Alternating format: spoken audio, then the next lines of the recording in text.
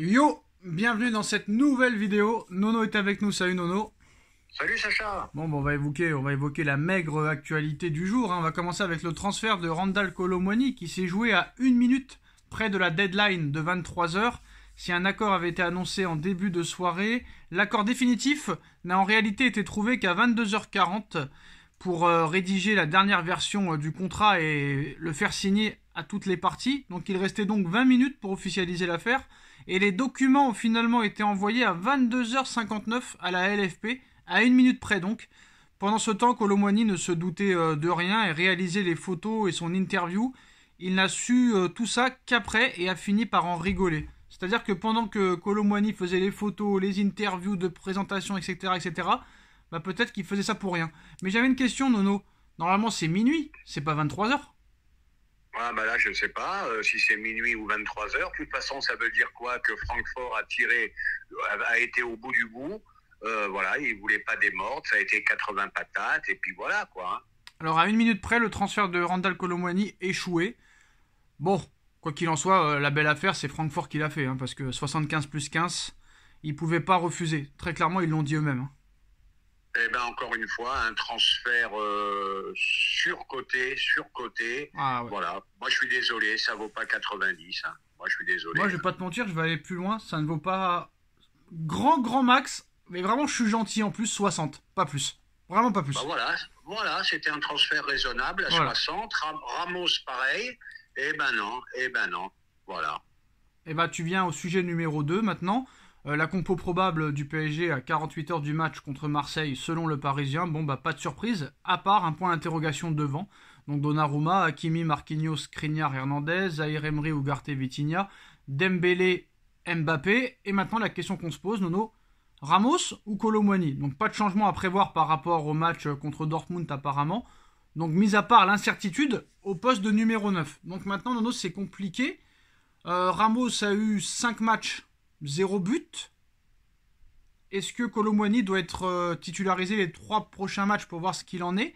Et si les deux n'arrivent pas à planter, qui devrait être titulaire? Et moi je voudrais savoir aussi, Dembélé c'est 0 but, 0 passe décisif, mais lui est protégé parce que c'est le pote à Mbappé, si j'ai bien compris. C'est bien ça? Là-dessus on est d'accord, mais le problème qui va se poser, on le savait, on le savait parce que tout oublie aussi Barcola. On savait que Enrique allait être emmerdé. Alors pour l'instant, Ramos, c'est pas satisfaisant. Kolo Muani, bon, on va pas taper dessus. Un match ou 2 matchs, bon, faut lui laisser un peu le temps. Mais quoi qu'il arrive, tôt ou tard, il va se retrouver devant un choix. Et j'aime mieux être à ma place qu'à la sienne, je te dis franchement. En tout cas, Dembélé c'est le seul joueur qui a le droit de marquer apparemment 0 but et 0 passe décisif en tant qu'attaquant. Et qui ne sera pas menacé pour sa place. Ça c'est quand même exceptionnel. Il n'y a qu'au PSG que tu vois ça. T'as bien vu, il a dit qu'il payerait pour aller voir Ah jouer bah tant mieux. Dembélé. Bah Bon, heureusement voilà. alors, heureusement qu'il met pas de but et qu'il fait pas de passes décisives, parce que s'il mettait des buts et qu'il faisait des passes décisives, c'est plus un billet qu'il achèterait, c'est carrément le joueur qu'il achèterait pour lui chez lui, carrément. Je vais te dire autre chose, moi. Dembélé, attends, moi, j'ai rien contre lui. Il peut te mettre le feu à n'importe quel moment d'un match, mais il a le droit aussi de passer par le turnover, tout simplement. Voilà. C'est pas titulaire indiscutable. Il y a beaucoup trop de déchets dans son jeu, et je sais même pas si c'est pas un mec Dembélé qu'il faut faire rentrer à la 70e ou à la 80e. Voilà. Moi en tout cas j'aime pas Nono. Pour te débloquer une situation. Voilà, moi j'aime pas, je le dis, j'ai jamais vraiment aimé ce joueur. Pour moi il n'apporte pas grand chose à part ses dribbles. Et puis voilà, c'est la vérité, et on dit la vérité. Alors Lucas Hernandez était bien présent à l'entraînement ce vendredi 48 heures avant le Classico, et ce malgré sa sortie sur blessure mardi face à Dortmund. Alors le papa de Manuel Ugarte qui dit « Manuel se sent de plus en plus à l'aise avec vous les supporters et avec ses coéquipiers. Je peux vous assurer qu'il continuera de vous surprendre, il a beaucoup à donner et il est très impatient pour la suite. » C'est la grosse satisfaction de ce début de saison. Faut pas chercher ailleurs. Moi-même, je pensais pas qu'il était à un tel niveau. Donc, très, très grosse satisfaction. Alors qu'est-ce que tu penses de l'histoire, Nono, qu'apparemment il y a eu des problèmes dans le nouveau centre d'entraînement du Paris Saint-Germain? Il y a eu beaucoup de choses qui n'ont pas fonctionné, du mauvais matériel, etc., etc. Surprenant, alors qu'on nous annonçait que c'était peut-être l'un des meilleurs centres d'entraînement du monde, il y a eu beaucoup de problèmes et des travaux vont avoir lieu dans les prochaines semaines. Voilà, il y a peut-être eu des défections, il y a peut-être des choses à revoir, mais bon, moi, ça me paraît pas grave parce que moi, le peu que j'ai vu de Poissy, ça a l'air fabuleux. Hein. Alors, il y a Tchouaméni qui a parlé sur le PSG. Le PSG, franchement, j'y ai pensé. C'est un très grand club européen. On a envie que les clubs français réussissent. Mais honnêtement, quand le Real Madrid t'appelle, c'est très compliqué de dire non. Donc, il aurait pu venir au Paris Saint-Germain en 2022. Oui, il aurait pu venir. Bon, mais moi, tu connais mon avis sur Tchouaméni. Hein. Voilà encore un joueur pour moi surcoté. Bon, alors on peut me titulaire dire, indiscutable cette saison. Hein. Titulaire indiscutable depuis le début de saison. Hein. Oui, d'accord, titulaire indiscutable depuis le début de saison. L'année dernière, il a bien ciré le banc quand même. Moi, je ne le trouve pas exceptionnel. Malgré tout, je ne le trouve pas exceptionnel. Alors apparemment, on est encore loin d'avoir tout vu avec Warren Zaïre-Emery, selon un habitué du campus PSG. Offensivement, il peut apporter encore plus. Heureusement qu'il a encore des axes d'amélioration. Sur ça, le coach le pousse à faire plus. Mais regardons déjà ce qu'il fait de bien, de très bien. Même personne ne connaît encore le vrai Warren. Moi, ce qui m'a impressionné contre Dortmund, Nono, c'est quand il élimine les deux joueurs et qu'il fait le petit extérieur là pour Kolo Muani. Ça, c'était du grand art. Hein. Ah bah oui, 17 ans, très satisfaisant, il casse les lignes. Comme je t'ai dit, physiquement, j'ai l'impression qu'il a doublé de volume, il a dû faire un travail de muscu inimaginable. Bon, il va continuer à progresser. Bon, au début, les petits doutes que j'avais sur lui, parce que je disais quoi? Je disais, bon, à 17 ans, tu peux quand même pas lui donner les clés du camion. Mais malgré tout, satisfaction. En plus de ça, il paraît qu'il a refusé le numéro 6 de Marco Verratti. Il n'est pas du genre à réclamer quoi que ce soit. Lucide, il mesure sa chance de pouvoir enchaîner autant de matchs à son âge. Ah je pense que lui-même ne pensait pas qu'à 17 ans, il serait titulaire au PSG. Hein. C'est sûr et certain, mais en tout cas, vraiment, c'est une bonne surprise. Et si on n'a pas vu le meilleur, on est impatient de le voir. Alors, bon, Moussa Diaby qui nous dit j'ai emprunté un autre chemin à contre-cœur. Je reviendrai peut-être un jour. Je ne voulais pas quitter le PSG. Le PSG, c'est mon club formateur. J'ai tout appris là-bas. J'ai passé 7 ans au club. J'ai côtoyé plein de joueurs. J'ai joué mon premier match pro au PSG. C'était un moment fort et important. Je ne peux pas oublier ça. C'est le club de la capitale, la ville d'où je viens. Le PSG a été une bonne aventure pour moi. Ah lui, alors je vais te dire quelque chose. C'est un grand regret. Il a beaucoup progressé. Malheureusement, au PSG, on manque de patience. Je pense qu'il nous aurait fait beaucoup de bien, lui, par contre. Il a tout pour lui. Rapide, bon technicien. Voilà. Donc, n'oublions pas qu'il a été aussi sélectionné en équipe de France. Voilà, si tu ajoutes toutes les pépites qui sont parties du PSG, voilà, hein, ça fait beaucoup de monde, hein, les Coman, les Diaby, etc. Alors c'est qu'une question de jours pour revoir Presnel Kimpembe sur les terrains du campus PSG et qu'il retouche le ballon. Il se sent de mieux en mieux et continue de s'entraîner 2 fois par jour en alternant le travail de course, la salle et les soins. Nono, en ce qui concerne Kimpembe, on s'était demandé hier pourquoi c'était Kimpembe qui a rencontré le roi Charles III et pas Mbappé, mais apparemment c'est Mbappé qui a snobé l'invitation, mais il n'a pas voulu le rencontrer, et ça fait jaser en Angleterre là. Ouais, j'ai vu qu'en Angleterre, j'étais pas très content. Là, c'est plus le melon d'or, là c'est le melon d'or massif. Or massif, argent massif, bronze massif, je ne sais plus quoi dire. Ah moi tu sais ce que je dis sur lui. Hein, melon d'or, c'est plus ballon d'or, c'est melon d'or. Bon, on va pas encore se répéter. Ah mais le roi n'est pas assez grand pour Mbappé, Nono. Super joueur, phénomène, tout ce qu'on veut, ok. Ah tu te répètes Nono, tu te répètes. Ben oui, on se répète, mais qu'est-ce que tu veux? Moi, c'est ça qui me gêne chez lui. Voilà, s'il y a lui et les autres. Quand il comprendra que le football, c'est un sport collectif aussi, il sera encore plus fort. Ouais, il a pas l'air de le comprendre. Alors le PSG est précautionneux avec Nuno Mendes. Le but est qu'il puisse revenir sans risque important de rechute. Contrairement à la saison dernière, le staff médical ne donnera pas le feu vert sans que le joueur soit parfaitement rétabli. En attendant de pouvoir rejouer, il a passé beaucoup de temps en salle de musculation. Là-dessus, on peut rien dire d'autre qu'ils ont raison. Faut prendre son temps, ça fait rien. Et même s'il loupe 10 matchs, les 10 premiers matchs du début de saison, il nous faut un Nuno Mendes à 100%. Et là, crois-moi, ça fait mal. Alors, José Mourinho sur la blessure de Renato Sanchez hier avec la Roma. Renato est trop souvent blessé, trop souvent incertain. C'est difficile de comprendre. Le Bayern n'a pas compris. Le PSG non plus. Et nous, on se fatigue à essayer de comprendre. C'est un grand joueur qui a besoin de jouer. Donc là, Renato, c'est un peu comme Nuno. Hein. Les Portugais sont assez fébriles, Nuno, sont assez faibles, sont assez fragiles. Ah oui, grosse fragilité. Quel dommage lui aussi, parce que moi j'ai beaucoup aimé ce joueur. Bon, ben qu'est-ce que tu veux faire? Tu peux pas compter sur un joueur qui est blessé en permanence. C'est impossible. Hein. C'est quand même bien la vie de footballeur, Nuno, parce que tu fais une grosse saison au haut niveau, tu prouves que tu as les qualités pour devenir un grand footballeur, et après, bah, tu peux enchaîner les blessures toute ta carrière, tu auras toujours du taf. Ah ben ça c'est sûr, ça. Le métier de footballeur, le métier d'entraîneur, t'échoues, tu pars avec des millions d'euros en licenciement. Il n'y a que dans le football que tu vois ça. Il y a que dans le football que tu vois ça. Bon bah voilà, en ce qui concerne les résultats d'Europa League hier, un petit mot. Ben, un petit mot rapide, Marseille-Ajax, beau match, mais alors porte ouverte, hein, bienvenue à Hockey Coral, les deux défenses étaient vraiment porte ouverte des deux côtés, c'est un match qui aurait pu finir 6-5, 6-4, enfin bref.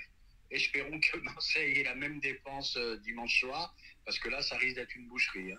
Ouais, c'est dommage que Toulouse a tout gâché en faisant match nul contre l'Union Saint-Galloise ou Saint-Gilloise, je sais pas. Mais bon. Bref, c'est assez navrant. Bref, bah voilà, c'était les dernières infos de la journée. Pablo Longoria va rester à Marseille, mais tu sais pourquoi il reste à Marseille, Nono? Non. Parce qu'il a signé une clause quand il est arrivé à Marseille. S'il quittait l'Olympique de Marseille avant la fin de son contrat, il devait rembourser tous les salaires Ah bah d'accord. qu'il a touché, Bah, lui- écoute, qu'il a touché lui-même, hein, qu'il a touché lui-même. Hein. d'accord, bah écoute, Longoria, moi j'avais des gros doutes sur lui, ça me paraît d'être un opportuniste. Qu'est-ce que tu veux que je dise d'autre? Ben voilà, son entraîneur est parti, lui il reste. Je voudrais savoir si ses collaborateurs restent ou pas. Tu le sais, toi? Oh, je sais pas, et puis je m'en fous. Et d'ailleurs, Nono, je voulais parler d'autre Voilà. chose. Bon, voilà. David De Gea qui songe à prendre sa retraite de footballeur. L'Espagnol de 33 ans pourrait mettre fin à sa carrière de footballeur s'il ne reçoit aucune offre pour être le numéro 1 dans un grand club européen cette saison. Ah, ben, David, t'as plus ta place dans aucun grand club européen. T'es le roi de la gaffe. Je crois que t'es le recordman des gaffes en une saison. Ouais, mais il a été un grand gardien quand même. Hein. Bah, il a été bon et après il a été beaucoup moins bon. Et puis n'oublions pas que ça a été l'un des gardiens et je crois que ça a été le gardien le mieux payé. Alors, on va pas repartir sur un débat parce que ça durera trop longtemps, mais on en reparlera, Nono. Je me suis intéressé hier et je pense qu'il y a un joueur que s'il n'aurait pas été blessé, pour moi, hein, c'est mon avis. Hein, c'est mon avis. Parce que j'avais pas tout vu. Ou peut-être que j'avais vu mais que je m'en rappelais plus. Même si on l'a bien connu, le joueur. Mais je pense que ce joueur-là, Nono, si.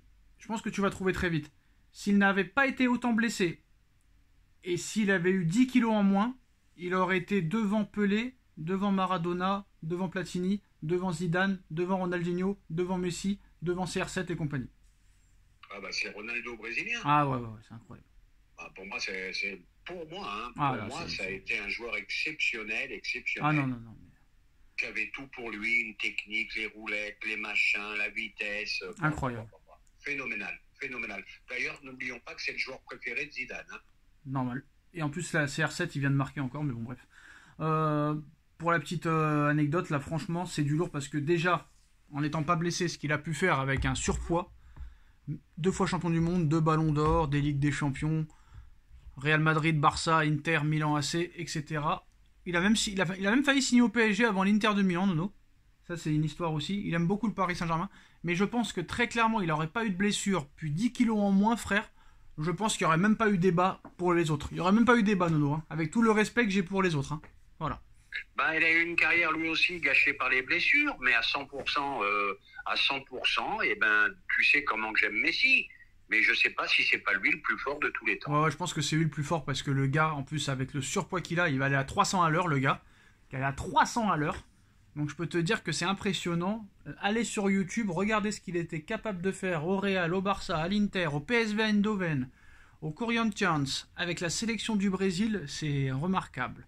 C'est remarquable. Et puis je vais pas te mentir, Nono, mais honnêtement, le Brésil, avec cette équipe-là, ils auraient dû gagner plus que 2 Coupes du Monde à cette époque-là. Je parle pas des autres Coupes du Monde. Hein. Je parle 98, franchement, ils auraient pu aussi la gagner contre la France. 2002, ils l'ont gagné. 94, ils l'ont gagné. Et même en 2006, franchement, C'est vraiment la France qui a été forte parce qu'avec cette équipe-là, à cette époque-là, tu pouvais faire 5-6 équipes brésiliennes qui pouvaient gagner la Coupe du Monde, Nono. Ah bah oui, ils avaient un gros potentiel à cette époque-là, mais n'oublions pas qu'en 2018, Ronaldo a fait un malaise dans le vestiaire, un malaise assez important. En il 2018 a quand même joué, donc il a En été 2018 l'homme de lui-même. En 2018 Oui, juste avant la finale de la Coupe du Monde. En 2018 Ah, je suis certain de ce que je dis. Je répète, Ronaldo R9 en 2018. Oui. Ben, Là, il y a un petit problème. Il y a un petit problème, Nono. Pourquoi? Bah, concentre-toi. R9 en 2018 Ronaldo, le Brésilien. En 2018. Oui, monsieur. Juste avant la finale, il a... Ah bah, c'est exceptionnel, Nono. Nono, es-tu avec moi? Oui. Ronaldo. R9. Le Brésilien en 2018. Y a pas un problème? Oui, monsieur. Je te parie 100 euros, monsieur. Nono, c'est historique ce qui est en train de se passer. Je te parie 100 euros. Alors Nono, c'est historique. Ah, pas 2018, en 98, pardon. Voilà. Pardon. C'est un peu mieux. Ce sera la minute comique qui passera au bêtisier 2023. Ah, désolé. Ah ouais, là j'ai eu peur. 98. Là j'ai eu peur, Nono. J'ai eu peur. Et en plus de ça, je t'ai demandé 5 fois, hein. 5 fois, hein. Ouais, mais qu'est-ce que tu veux? Je vieillis, hein. Ah, les beaux souvenirs alors, 98. Non, c'est vrai, il a été malade. Et en plus, il est pas si mauvais que ça dans le match. Il tape le poteau. Non, mais c'est pas de chance. Le mec, il avait fait un malaise monstrueux, hein, une sorte de syncope ou je sais pas ce qu'il avait fait. Il avalait sa langue et tout, le mec. Hein, c'était grave, il pouvait y rester. Il a quand même joué, hein, un truc de dingue. Hein. Et d'ailleurs, vous savez que Leonardo était titulaire pendant ce match. Leonardo, directeur sportif. Ouais, tu es titulaire. Ouais. Titulaire. Dugarry et Leonardo étaient titulaires sur ce match quand même. Incroyable. La France a été championne du monde quand même avec des Benjamin Pavard, des Bernard Diomède, des Guy Varche, des Giroud. Incroyable. Hein. C'est-à-dire que... frérot, Guy Varche, Diomède, Dugarry étaient champions du Carambeu. monde. Carambeu encore, c'était pas le moins mauvais. Mais là, tu avais Guy Varche et Diomède. Hein. Ah, c'est exceptionnel. Donc Cantona, pas champion du monde. Ginola, pas champion du monde. Benzema, pas champion du monde. Le collectif... Ouais, je vais te le dire. Le collectif, non. Ouais, le collectif, c'est toujours le même problème. À l'époque, on a préféré les coureurs à pied que les grands joueurs. Bon, le résultat leur donne raison. Hein. Mais voilà, tu t'es privé d'un Ginola, tu t'es privé d'un Cantona. Et puis voilà, donc comme je dis, les résultats leur ont donné raison, mais au niveau football, je peux te dire honnêtement, et 98 quand même, j'ai un âge qui me permet d'en parler, ça fait presque maintenant 98, ça va faire 25 ans, écoute, hein, c'est pas une finale inoubliable, hein, et c'est pas une Coupe du Monde, le jeu de l'équipe de France de l'époque, c'était pas trop ma tasse de thé, hein. Je vais te dire en 2 mots, je me regarde encore de temps en temps la finale 70 Brésil-Italie et la finale France-Brésil, je la regarde plus. Alors Xavi qui prolonge jusqu'en 2025 au Barça.